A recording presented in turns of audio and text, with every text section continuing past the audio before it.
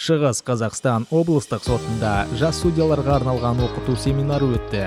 2025 жылғы 3 маусымда Шығыс Қазақстан облыстық сотының оқу орталығы азаматтық және қылмыстық істер бойынша сот процесін жүргізу тәртібі тақырыбында оқыту семинар тренингін өткізді.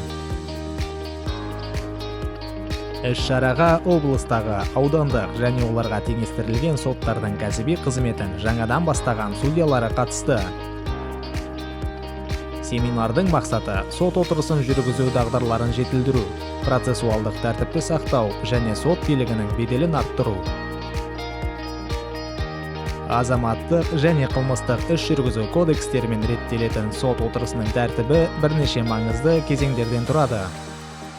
Әр кезең судьялардан жоғары зейін мен ұйымдастырушылықты, сондай-ақ заңнаманы терең білуді талап етеді. Семинар аясындағы басты бөлімдердің бірі көрсетілімділік сот отырыстары болды. Тренинг барысында судьялар әдеттегі кәсіби рөлдерін ауыстырып, сот процесінің тараптары ретінде қатысып көрді.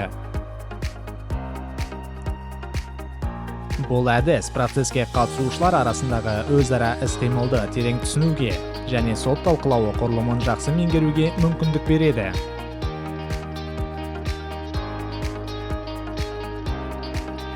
Жас судьялар оқыту форматын оң бағалап, оның тәжірибелік пайдасын, пікір алмасу мен өзекті мәселелерді талқылау мүмкіндігін ерекше атап өтті.